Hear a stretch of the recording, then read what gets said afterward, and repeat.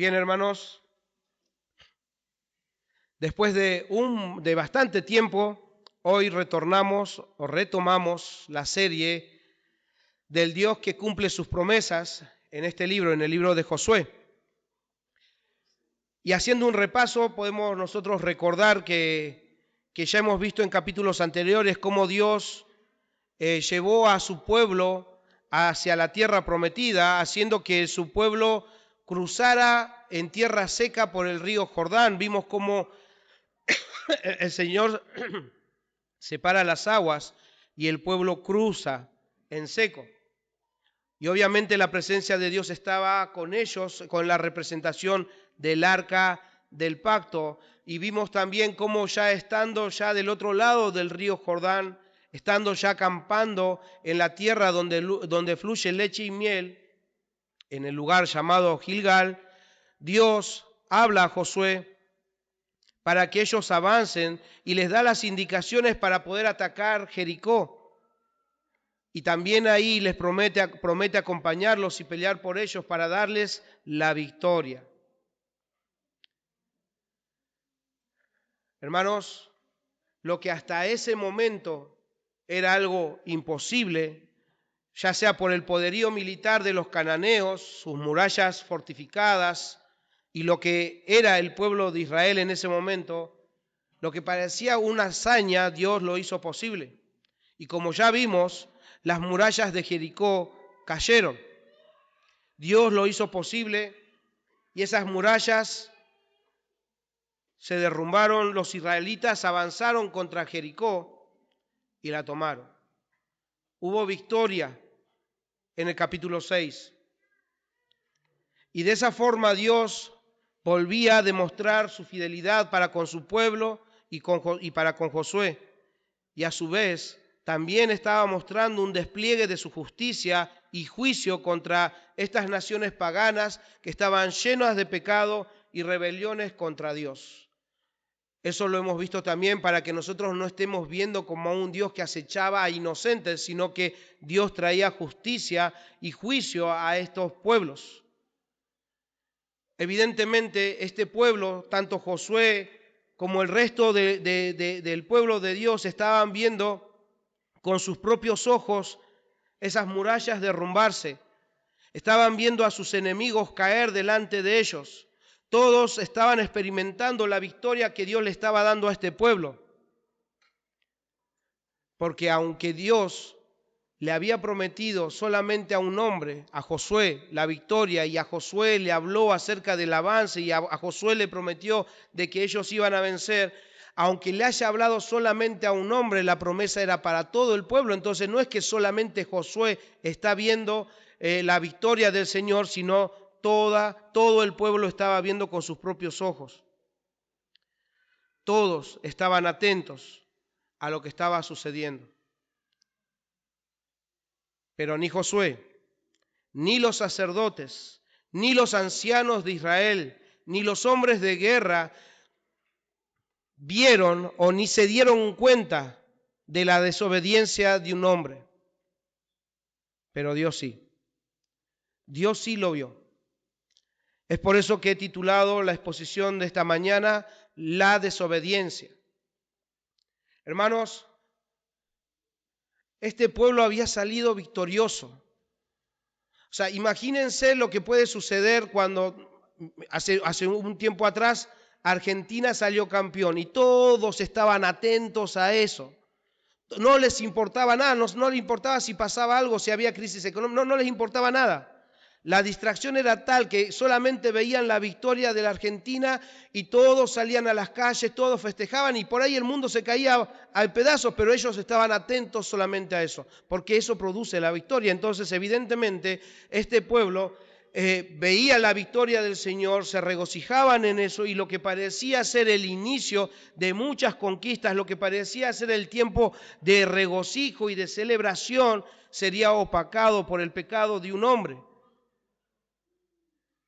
Y esa escena de celebración se convertiría en una escena de lamento, de tristeza, desesperanza, destrucción, y no solamente para ese hombre, sino para todo el pueblo de Israel.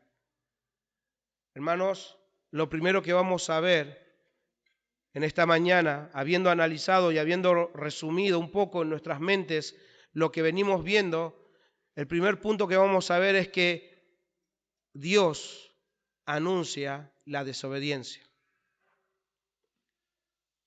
Veamos versículo 1 nuevamente.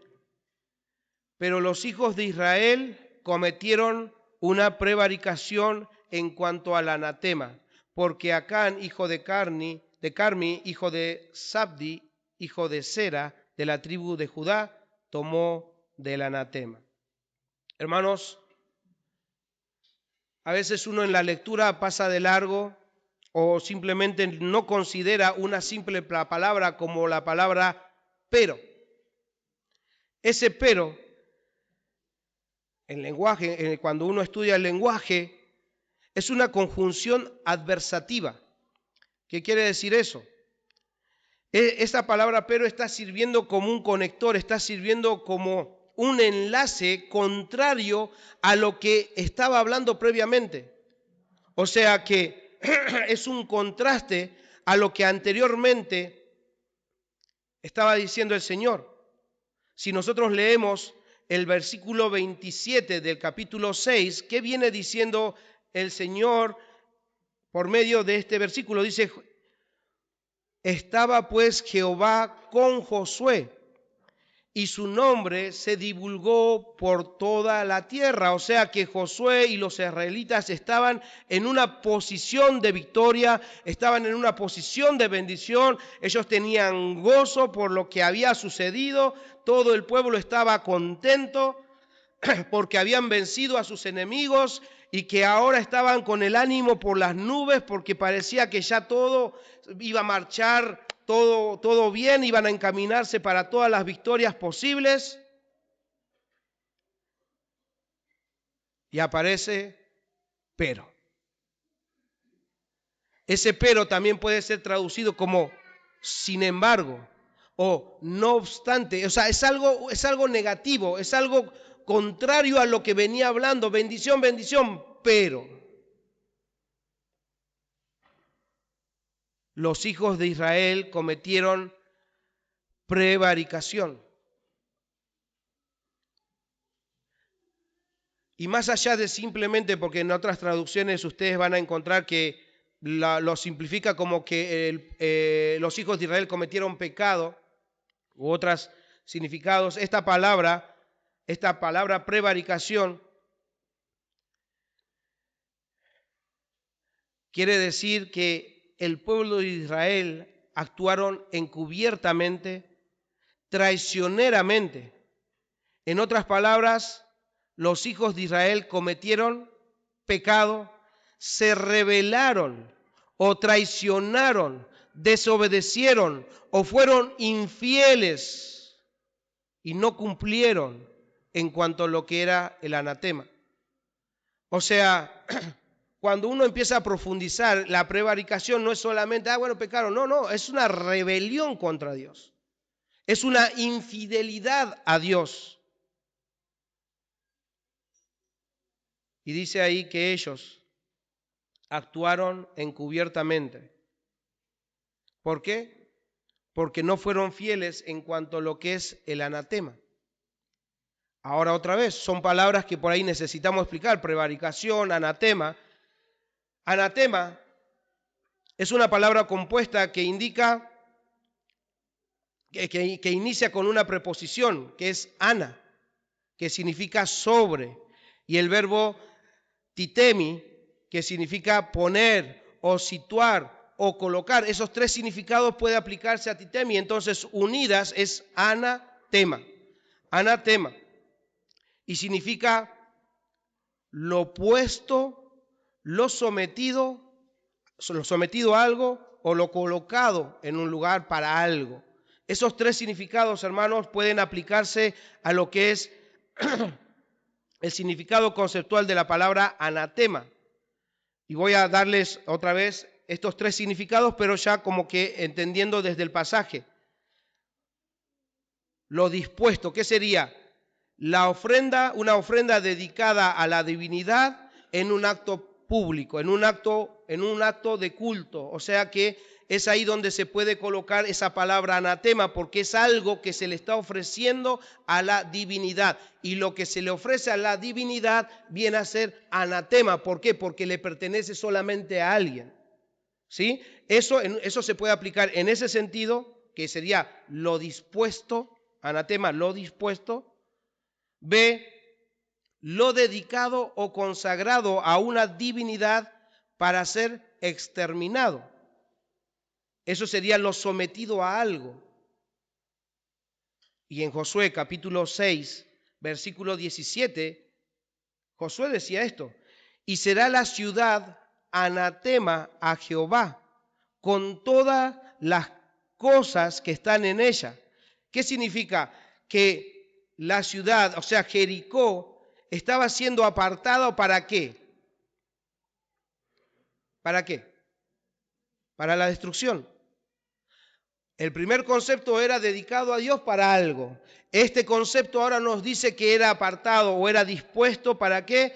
Para ser sometido a algo. En este caso estaba siendo sometido.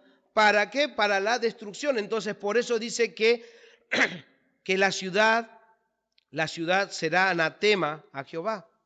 Esa ciudad Dios lo había dispuesto para la destrucción a todo, porque dice solamente Rahab, la ramera, vivirá. O sea que el resto no, solamente Rahab y los que estaban en la casa de ella, por cuanto escondió a los mensajeros que enviamos. O sea que ven, hay dos significados hasta ahora de la palabra anatema, dos formas de aplicar y entender ese concepto. Lo dedicado a algo, lo apartado o lo sometido, en este caso a la destrucción. O sea que todo Jericó estaba destinado para su destrucción, salvo Rahab. Entonces, cualquier cosa que se pueda usurpar, era usurpar al Señor. Cualquier cosa que no se obedeciera, era no obedecer a lo que Dios había estipulado. Y tercero, es lo que por derecho se reserva como un conquistador, se reserva un conquistador, que equivale en ocasiones al botín de una batalla. Eso sería lo colocado a algo por algo. O sea que en el capítulo 6, versículo 18, dice, en este mismo capítulo, en el capítulo de Josué 6, 18, dice: pero vosotros guardaos del anatema, ni toquéis, ni toméis alguna cosa del anatema, no sea que hagáis anatema el campamento y lo turbéis, el campamento de Israel y lo turbéis. Mas toda plata y oro y utensilios de bronce y de hierro serán consagrados a Jehová, serán anatema a Jehová y entren en el tesoro de Jehová. O sea que el Señor había dispuesto su botín. Ese botín, el botín de guerra, le pertenecía por derecho divino a Dios y debía ser puesto ¿dónde? En el tesoro de Jehová. Es lo colocado. ¿Se entiende? Esas tres definiciones se aplican a la palabra anatema. Entonces lo colocado, lo reservado, debía colocarse en el tesoro de Jehová. Por la victoria, el botín estaba reservado para Dios. Y entonces, al ser reservado para Dios, el botín se convirtió en un asunto prohibido para cualquier hombre. Por eso es anatema. ¿Sí? ¿Se entendió el concepto de anatema? Apartado para algo en un culto, apartado para la destrucción, anatema, o sea que no se agarre nada de lo que se tiene que ser destruido.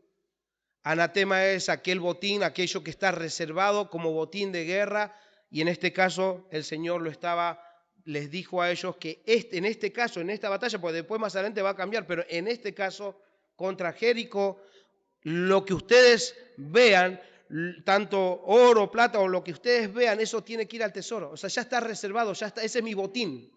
Y si ustedes agarran de eso, obviamente van a caer en lo que el anatema está destinado a caer.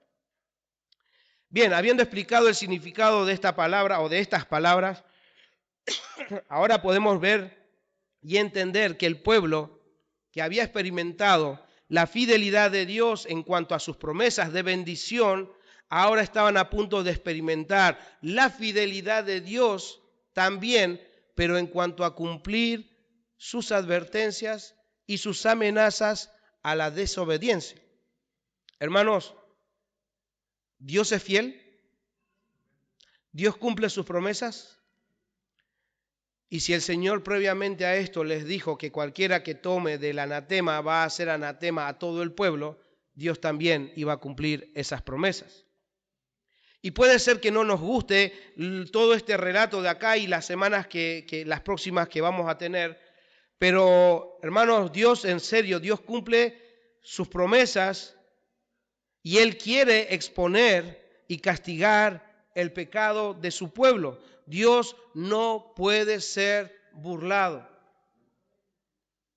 Hermanos, Dios les había advertido previamente, Dios les dijo por medio de Josué, antes incluso de que ellos vean los muros caer, antes de que pusieran un pie en Jericó, Él ya les había dicho que se cuiden de no tomar o de no tocar nada de lo que haya en esa ciudad. Pues de lo contrario pondrían bajo maldición ¿a qué? A todo Israel, y ellos empezarían a ver también la desgracia del pueblo. Evidentemente este pueblo estaba feliz, estaba contento porque creían que habían obedecido. O por lo menos podemos decir que casi todos habían obedecido. Pero hermanos, como vamos a ver en este relato, la justicia y la santidad de Dios exige el 100% de obediencia. El 100%, no a medias. Alguno podría decir, pero pastor, habían obedecido casi todos. O sea, hagamos una encuesta. ¿Cuánto salió? El 99,999% de los que fueron a la guerra obedecieron. Pero Dios dice que hay desobediencia. La mayoría del pueblo había obedecido, pero Dios no podía tolerar la desobediencia de uno. Y hermanos, y esto no es una exageración, no es algo de decir, bueno, pero no será exagerado. Uno, o sea, de miles, uno. Hermanos, no se trata tanto de la cantidad, sino de la santidad de Dios. O sea, si en nuestros corazones decimos, bueno, pero era uno, evidentemente no valoramos la santidad de Dios. Y es por eso que Dios quiere sacar a la luz esto, porque a Dios le importa su santidad.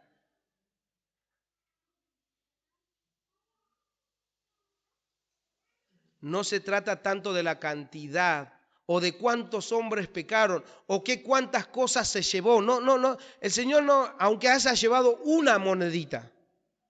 Después en el relato siguiente vamos a ver qué cosas pasó, qué cosas se llevó este hombre. Pero aunque hubiese sido una monedita, el Señor iba a hacer lo mismo. Se trata de la santidad de Dios. Y ahí dice, porque Acán, hijo de Carmi, hijo de Sabdi, hijo de Sera, de la tribu de Judá, tomó del anatema. ¿Y qué pasó? Y la ira de Jehová se encendió contra Acán. Dios había prometido que todo el pueblo iba a ser anatema por la causa de un solo hombre, y entonces dice que se encendió la ira no solamente contra Acán, sino contra todos los hijos de Israel.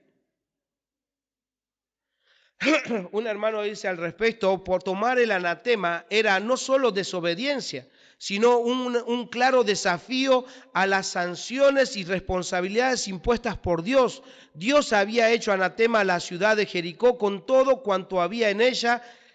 Quien se atreviera a tomar del anatema se hacía anatema a sí mismo, y lo que era más grave, involucraba a Israel entero en esa misma situación.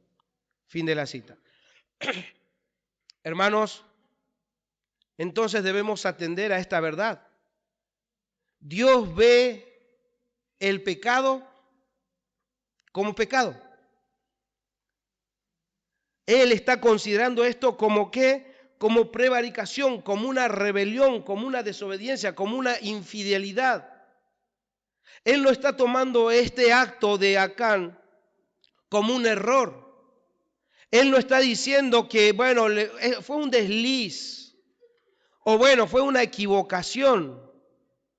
No, esas palabras no están ahí y no son tan sinónimos como nosotros vimos en los sinónimos o en el significado real de lo que es prevaricación.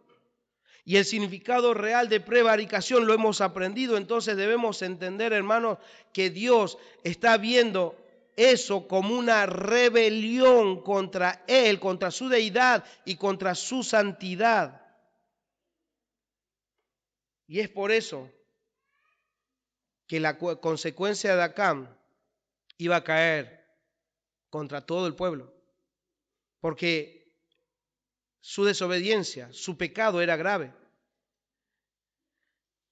Hermanos, era tan grave porque estaba poniendo a Dios mismo en contra del pueblo. La ira de Jehová se encendió contra los hijos de Israel.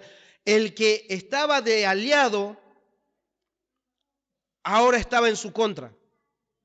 El que los acompañaba ahora iba a luchar contra este mismo pueblo. ¿Por qué? Por su santidad. Hermanos, esto debe llevarnos a la reflexión a cada uno de nosotros. Pero ¿reflexionar en qué? En cuanto a nuestra visión y posición en cuanto a lo que es el pecado.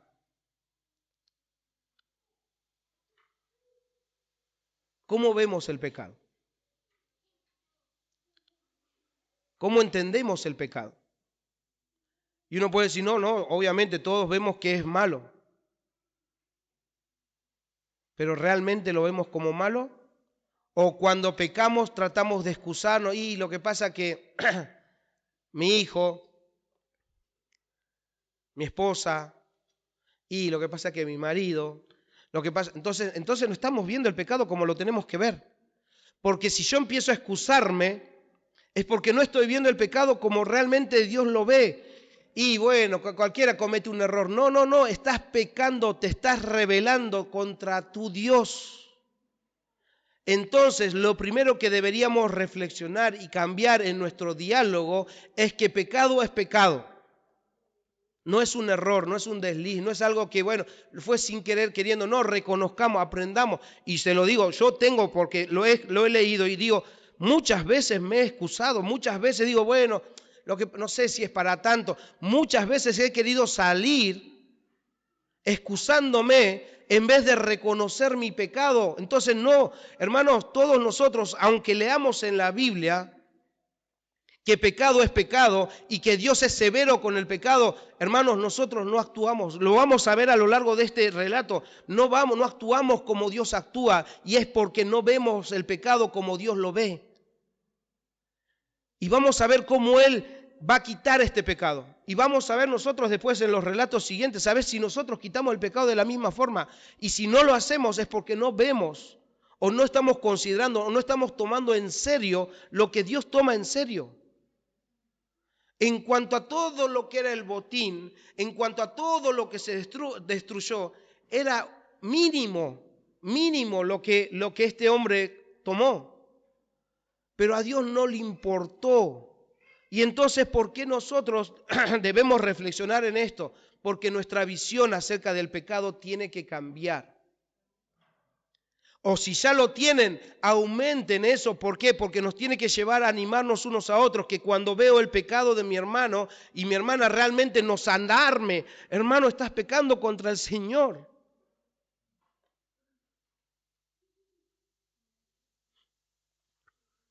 Pero también debemos reflexionar en cuanto a nuestra visión de la santidad de Dios.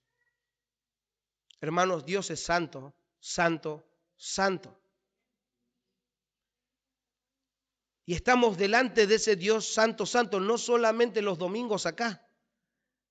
Estamos delante de ese Dios 3 veces santo todos los días, en cada momento, en cada hora, en cada segundo de nuestra vida. Evidentemente hay algo que está fallando en cuanto a nuestra visión de la santidad de Dios.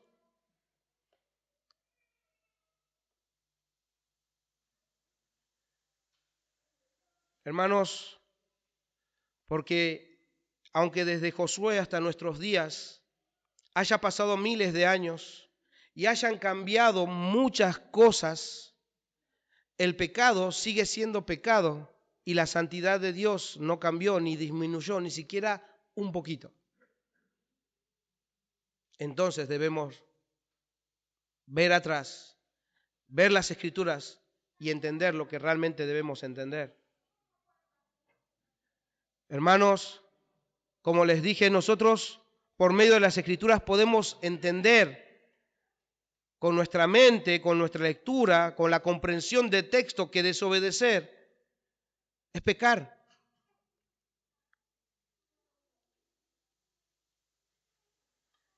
Pero debemos tratar ese pecado, hermanos, porque como veremos a continuación, Dios va a exponer su pecado, nuestro pecado. Dios va a sacar a la luz el pecado, porque Dios es santo. Entonces, reflexionemos en la semana. ¿Cuán permisivos somos con nuestro propio pecado? ¿Cuán permisivos somos o cuán livianos somos con el pecado en la iglesia?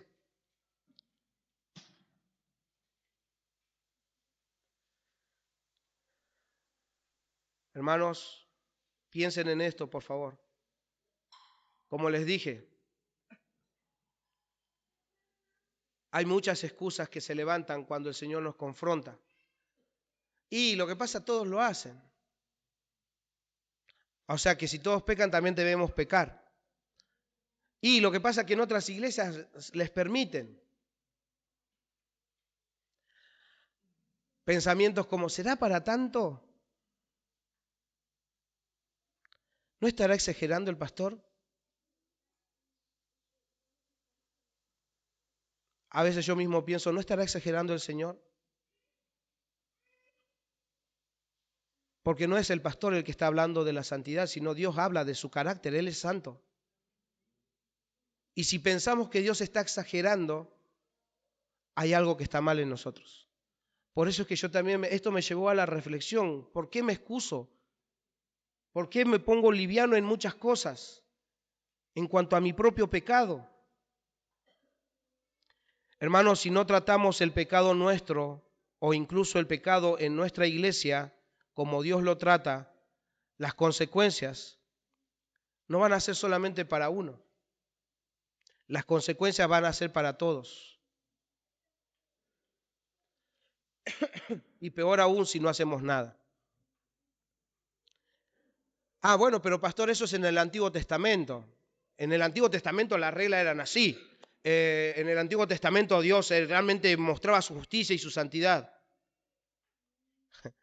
Hermanos, no se engañen. Lean primero a los Corintios capítulo 5.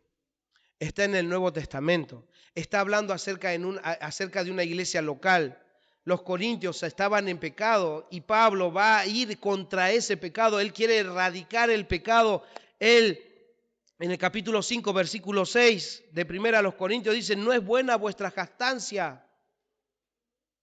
No es buena vuestra jactancia. ¿No sabéis que un poco de levadura leuda toda la masa? ¿No se dan cuenta que el pecado de ese hombre, de ese perverso que está entre ustedes, está contaminando a todo el pueblo, a toda la iglesia? Y Pablo actúa como Dios va a actuar en este relato, porque dice, yo aún estando ausente, al tal yo ya lo he juzgado, sáquenlo, erradiquen el pecado de medio de ustedes. Entonces, no seamos tan permisivos, porque a medida que pasa el tiempo, el Señor nos habla, no obedecemos. El Señor nos habla y no obedecemos. El Señor nos vuelve a hablar en su misericordia, nos llama,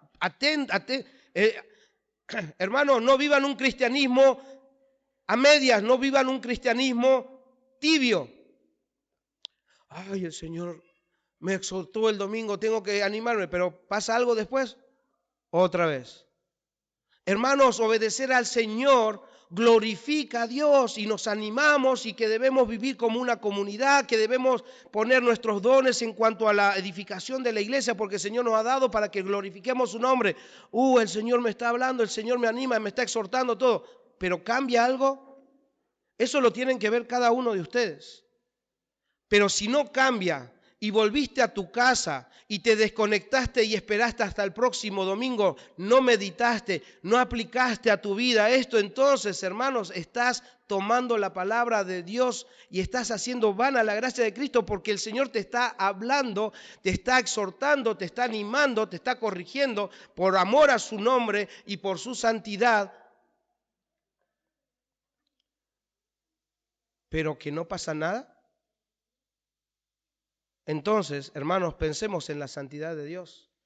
Este pueblo fue afectado por la desobediencia a lo que Dios había dicho. Dios le habló a este pueblo, le advirtió a este pueblo y hubo uno solo que no quiso escuchar. Hermanos, hermano, hermana, ¿estás escuchando lo que el Señor te habla? ¿Estás respondiendo a lo que el Señor te habla? Porque como cristiano a cristianos entendemos que el Espíritu Santo nos habla por medio de su palabra. Yo sé que lo sentís, yo sé que no escuchás, el Señor te está hablando, pero tu espíritu te hace entender, el Espíritu de Dios hace entender a tu espíritu, esto es para vos. No es para el que está al lado tuyo, es para vos.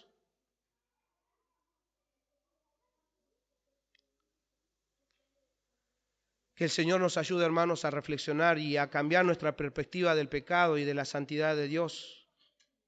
Y que nos lleve a abrazar esto para que podamos honrar a nuestro Dios en cada momento de nuestras vidas. Por otro lado, debemos saber, como Dios es 3 veces santo, no tiene ninguna comunión con el pecado. Eso nos lleva a nuestro segundo punto. Dios no va a acompañar a los pecadores. Dios no va a estar en ningún lado donde haya pecado en medio. ¿Por qué? Nuevamente, porque Dios es santo. Él no tiene comunión. ¿Qué comunión podría tener la luz con las tinieblas? No, ninguna. Leamos capítulo 7, versículo 2.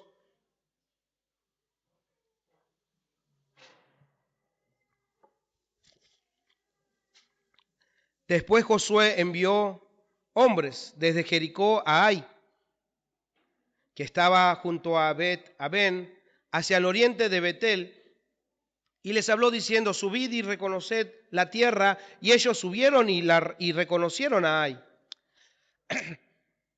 Hermanos, como verán, primero fue el anuncio de una desobediencia, pero ¿qué pasó acá?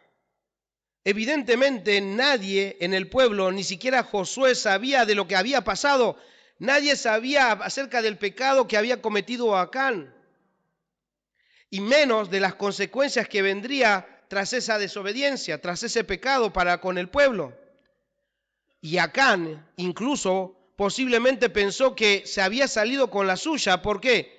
Porque todo seguía como lo normal. Listo, la victoria, buenísimo, planificación del otro, y él está viendo eso. Bueno, nadie se dio cuenta, me salí con la mía. O sea, porque evidentemente todo estaba sucediendo como si nada hubiera pasado.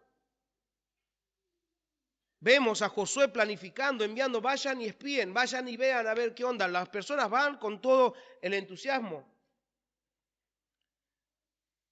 Y el hombre que había pecado, ahí, escondido, pensando, vamos, todavía nadie se dio cuenta. Hermanos, paréntesis, tengan cuidado, porque el pecado actúa de esa forma. Nos tienta y nos convence de que nadie lo va a ver o que nadie lo va a saber. Niños, jóvenes, yo les aseguro que el enemigo los va a tentar.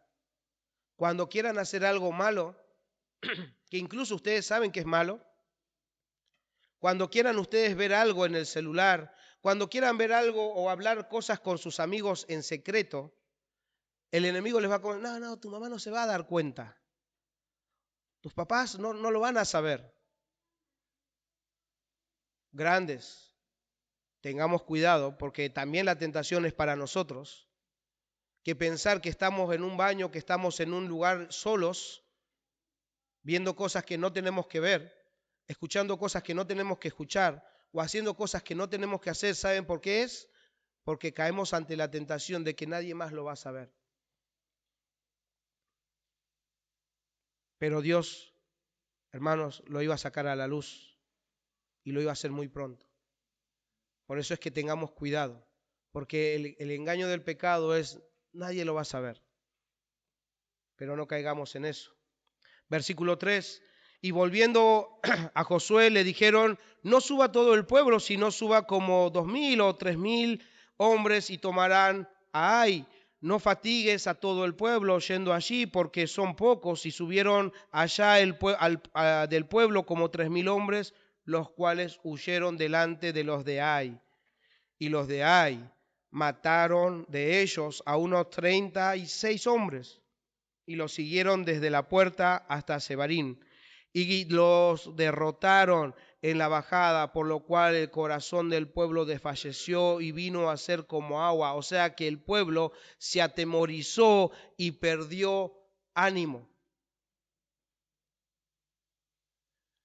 Hermanos, sitúense en el lugar.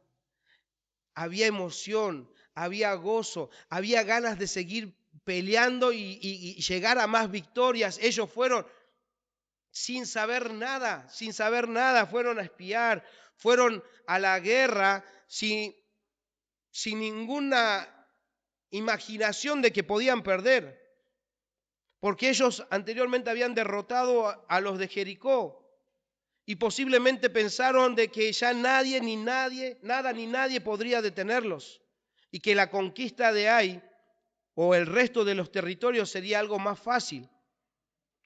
Ya nadie les podría hacer frente. Pero también podríamos pensar que la victoria de Jericó los hubiese llenado de exceso de confianza en sus propias fuerzas. ¿Por qué? Porque iniciaron esta batalla, este nuevo ataque contra los de Ai sin consultar al Señor. ¿Y por qué? Porque ellos mismos decían esto acerca de los de Ai. No suba todo el pueblo, sino suba sola como 2000 o 3000 y tomarán a Ai. No fatigues a todo el pueblo yendo allí, porque son pocos. O sea, no hace falta que vayan todos. Los vamos a vencer fácilmente. Son pocos. Pero ya sea que ignoraban el pecado de Acán y ya sea que hayan tenido una falsa confianza en ese poderío humano, hermanos, Dios ya no estaba con ellos. Dios no acompañó esta batalla. ¿Por qué? Porque el pecado de Acán cortó la comunión con Dios. El pecado de Acán dejó al pueblo indefenso. No tenían el recurso necesario para la victoria. La victoria no fue por el poderío de los hombres anteriormente. La victoria fue porque el Señor estaba con ellos. Esta victoria no se llevó adelante. ¿Por qué? Porque Dios ya no estaba con ellos. No se trata porque si fueron pocos o fueron, aunque hubiesen ido todos, no hubiesen ganado. Porque no es con caballo ni con ejército, sino es con el Espíritu, y el Espíritu de Dios no estaba ahí. ¿Se dan cuenta? Bueno, lo que pasa es que fueron pocos, por eso. No, otra vez, no son los números. Es el Espíritu de Dios que no estaba ahí para darles la victoria.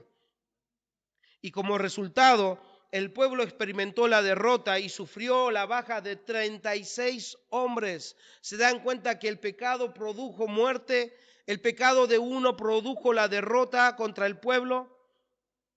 Y todo, ¿por qué? Porque el pecado de Acán todavía estaba oculto dentro del pueblo y sin resolver. El Señor debía enseñarles, hermanos, aunque sea de una manera dolorosa, que la obediencia y la santidad entre el pueblo eran necesarios para contar con la presencia y la bendición de Dios. Si el pueblo quería la presencia de Dios entre ellos debían entender que Dios esperaba la santidad de ellos. Ellos debían entender eso. ¿Qué aprendemos de esta segunda parte?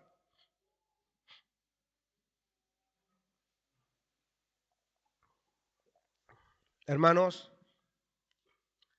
la serpiente antigua no deja de susurrar al oído de las personas. Lo hizo con Eva en el Edén, con un fruto. Lo hizo con Acán, con lo que le pertenecía a Dios. Hermanos, deben estar atentos, porque el enemigo sigue susurrando a nuestros oídos.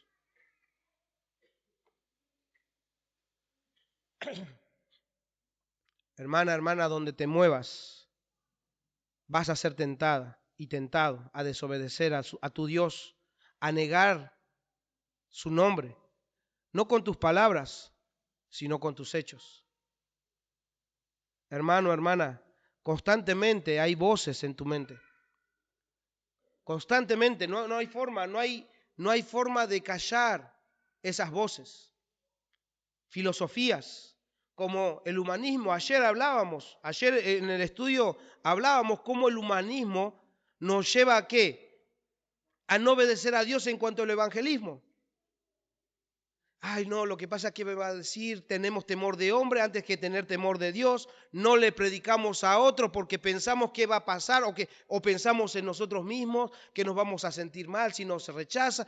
O sea, el humanismo está entre nosotros si no lo estamos viendo o no lo queremos ver. Pero sin embargo, las voces están. Cuando vos tenés que compartir la fe con otro, la voz del enemigo está, no lo hagas, otro lo va a hacer. No lo hagas, te va a rechazar. No lo hagas, ¿por qué? Porque no vas a poder responder todas sus preguntas. No lo hagas porque no estás capacitado para hacerlo. No lo hagas. Voces en cuanto a las filosofías como el humanismo, como el materialismo, creer que porque cuanto más tengas vas a ser feliz. El consumismo que te lleva a estar pendiente más de lo que el mundo te está ofreciendo. El narcisismo, que nos hace ver a nosotros mismos como más importantes que Dios o que cualquier otra persona. Nos importa solamente el yo, mi satisfacción, lo que a mí me haga bien. O sea, eso es el narcisismo. Estúdienlo si quieren, estudien lo que es el narcisismo y ustedes van a ver que hemos sido contaminados mucho con eso y que de repente esas voces te están hablando constantemente. Esas voces quieren seducirte, hermano o hermana. Ellos quieren que los escuches. Como te dije, no hay forma de evitarlas, porque este mundo nos va a contaminar, constantemente va a estar, pero entonces, como no hay forma de quitarnos esas voces, entonces debemos asegurarnos de escuchar la voz de Dios, porque voces vamos a escuchar. Entonces asegurémonos que lo que respondamos y obedezcamos no sean las voces de esas filosofías, sino que respondamos la voz de Dios. ¿Por qué? Porque escrito está, hermanos, mis ovejas oyen mi voz y me siguen. ¿Escucharon? ¿Escucharon bien? Mis ovejas oyen mi voz. Pero no solamente oyen, sino que le siguen. Eso quiere decir que oyen la voz de Dios y le obedecen, escuchan esa voz antes de estar obedeciendo a esas voces externas. Hermano, hermana, debes saber que a la voz que respondas es donde tu corazón o tus intenciones van a estar más inclinados porque son atraídos hacia esa voz. Pero si tu corazón es atraído a la voz de Dios, entonces vas a darte cuenta que vas a tener más gozo, porque escuchar las voces de los extraños traen ¿qué? Frustración, traen contienda, traen adversidad, traen temores. Pero responder a la voz de Dios con fidelidad trae victoria, trae, hermanos, consuelo a nuestros corazones. Porque, hermanos, esas voces que susurran a sus oídos son engañosos. Prometen felicidad, pero sin Dios. Prometen realización, pero sin comunión con Dios. Prometen libertad, pero sin santidad. Pero lo que nunca te dicen, porque te prometen y prometen y prometen, pero lo que no te dicen es cómo va a terminar eso. ¿Por qué? Porque todas esas promesas te separan de Dios. Debemos entender, hermanos, que debemos resistir a esas voces, ocuparnos de escuchar la voz de Dios y obedecerla. Porque, hermanos, todos nosotros vamos a ser tentados. Todos nosotros somos diferentes. Todos nosotros somos débiles a distintas cosas. Pero que cuando sean tentados, lo que por ahí a mí no me va a tentar, te puede tentar a vos. ¿Por qué? Porque el Señor quiere fortalecer esas áreas. Pero también el enemigo sabe tus debilidades. Sabe aquellas cosas que te mueven. Saben aquellas cosas que están en tus oídos y que la estás escuchando, y entonces se hace cada vez más grande. Entonces genera esos deseos por los cuales después vos vas a querer ir, vas a ser tentado, hermana, vas a ser tentado, hermano. Por eso que en Santiago capítulo 1, versículo 12 al 15,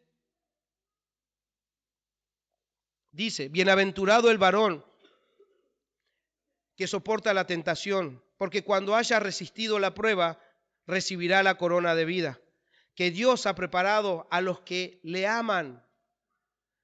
Cuando alguno es tentado, no diga que es tentado de parte de Dios, porque Dios no puede ser tentado por el mal, ni tienta a nadie, sino que cada uno es tentado cuando de su propia concupiscencia es atraído y seducido, de sus propias debilidades, de sus propios malos deseos, de lo que a veces la carne está deseando, es atraído y seducido. Entonces la concupiscencia, ese mal deseo, después de que ha sido concebido, o sea, de que ha sido considerado, da a luz el pecado. Y el pecado, siendo consumado, da a luz la muerte. Hermanos, Acán vio algo, y ese algo atrajo su atención. Y una vez que tenía su atención, el enemigo susurró a su oído. Acán lo codició y tomó lo que no debía tomar. Y eso trajo ruina a su vida, a su familia y al pueblo. David vio algo que no tenía que ver. Fue atraído por esa visión. Lo codició, lo tomó. Y cuando nadie lo había visto, el Señor lo saca también a la luz. Entonces, ¿qué quiero decir con todo esto? Hermanos, la santidad de Dios está en juego. Y Dios se va a encargar de que Él no sea burlado, de que su santidad sea tomada en cuenta por su pueblo, por aquellos que lo siguen. Entonces, deben saber esto: cuando ustedes salgan, van a ser tentados. Ahora mismo están siendo tentados a pensar, ¿será tan así? Nada, después cuando vuelva a casa voy a escudriñar, porque capaz no, para mí que el pastor está exagerando. Bueno, vayan a sus casas, escudriñen y después compártanme, por favor, cuán exagerado es el Señor en cuanto a su santidad. cuán riguroso es Dios en cuanto a su santidad, o cuán permisivo es Dios en cuanto al pecado. Pero ¿cómo podríamos cambiar esa situación? Hay pecado, la santidad de Dios es real, el pecado es real, como hemos dicho, la tentación es real, muchos caemos en distintos pecados. Entonces, ¿cómo solucionamos eso? Eso me lleva a mi tercer punto, la humillación.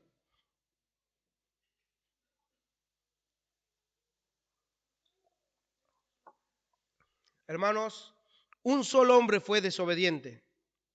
Ese solo hombre abandonó el temor a Dios por la codicia. Pero la humillación de otro hombre, el reconocimiento de la santidad de Dios de otro hombre, podía cambiar esa situación. Versículo 6.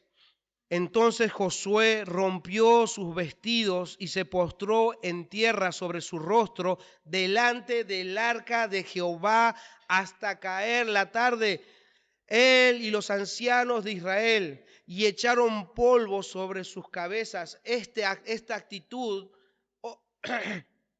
es una señal de dolor, es una señal de humillación delante de Dios, porque Él se está inclinando delante del arca del pacto, y el arca del pacto representaba la presencia de Dios, y Él está yendo en humillación, con un corazón dolido, con un corazón quebrantado. Él está yendo delante de Dios.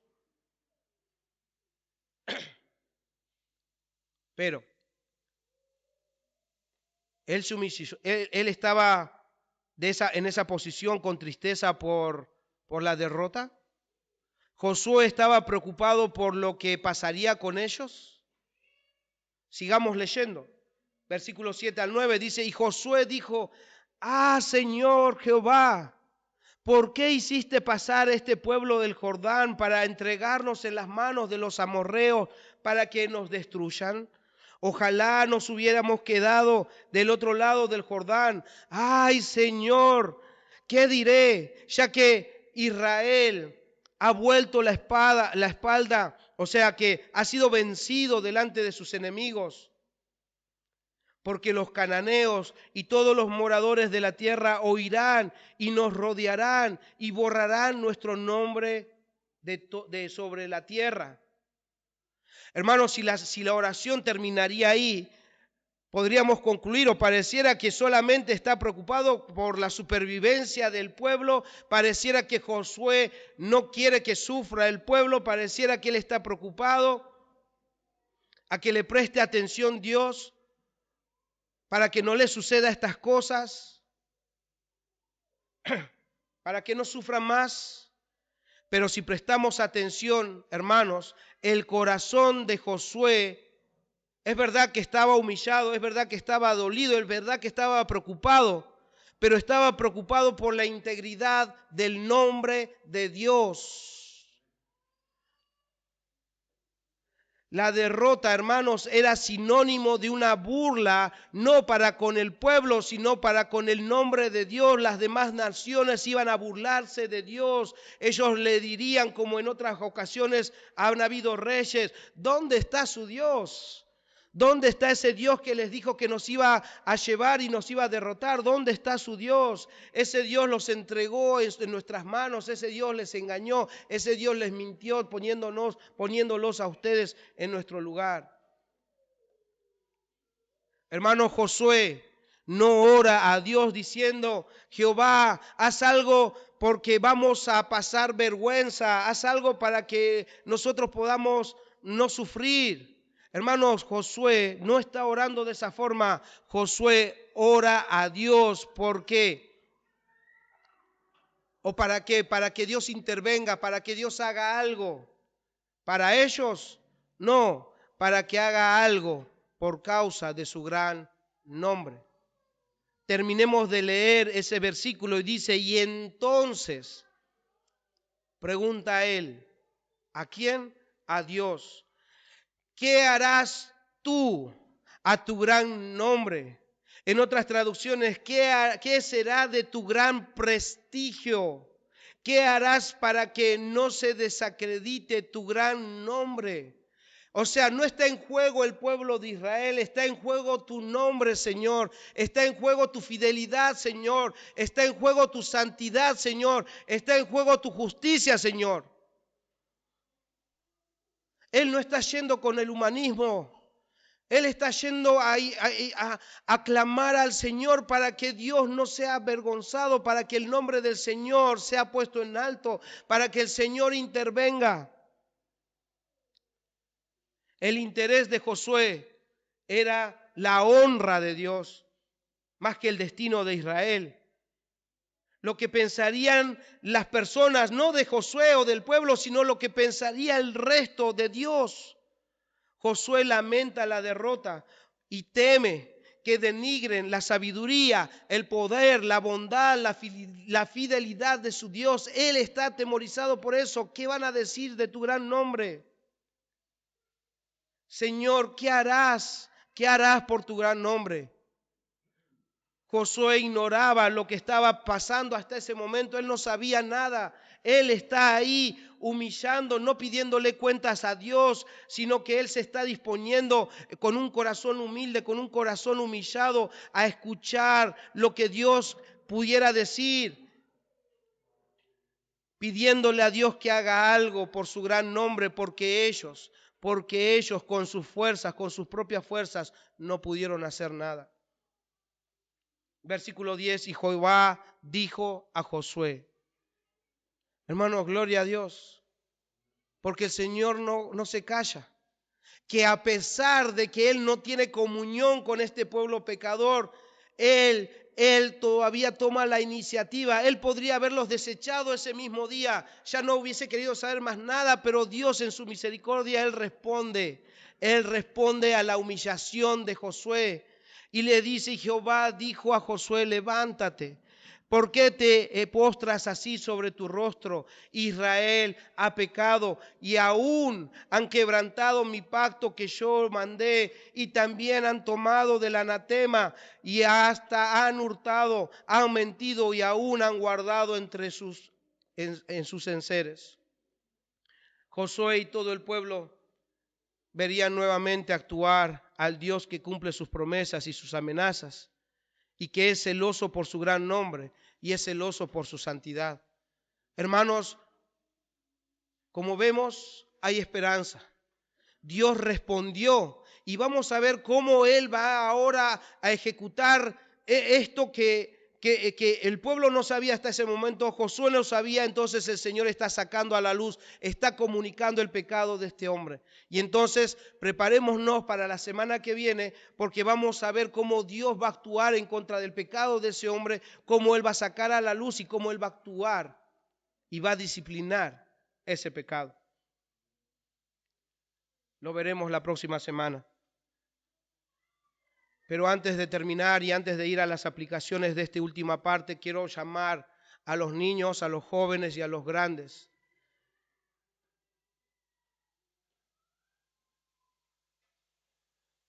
Por favor,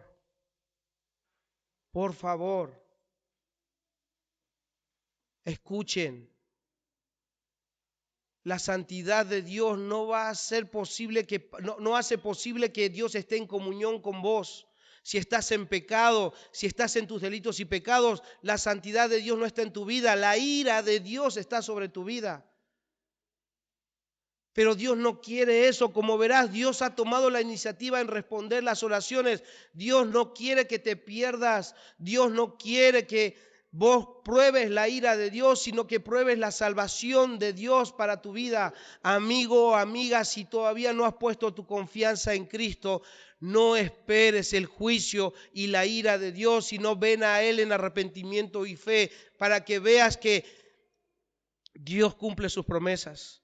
Él dijo que cualquiera que venga a Él en humillación, en arrepentimiento, con un corazón dispuesto a entregarse a Él, Él no lo va a echar fuera. Pero como verás, Dios también cumple sus amenazas, que si no vienes a Él, también vas a probar su juicio, su justicia, su santidad y su ira. Una cosa te es mejor, ven a Él en arrepentimiento y fe. Cree en Cristo, niño, niña, joven, grande, crean en Cristo. porque Dios es fiel y va a cumplir sus promesas. Hermanos,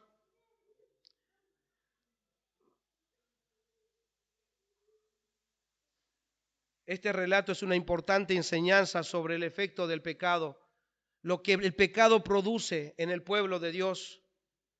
Esto debe llevarnos a reflexionar, como dije anteriormente, cómo estamos viviendo, cómo es que estamos tomando parte en esta vida, individualmente y con el pueblo de Dios. Debemos velar, hermanos, unos por otros. Debemos velar por orando unos por otros para que no caigamos en tentación, porque como dije, todos nosotros constantemente estamos siendo tentados. Oremos unos por otros. La desobediencia de un solo miembro trae consecuencias graves a toda la congregación. En el Nuevo Testamento está lleno de advertencias de que no tengamos comunión con el pecado, que no obedezcamos a las concupiscencias, porque porque el pecado ya no es nuestro amo.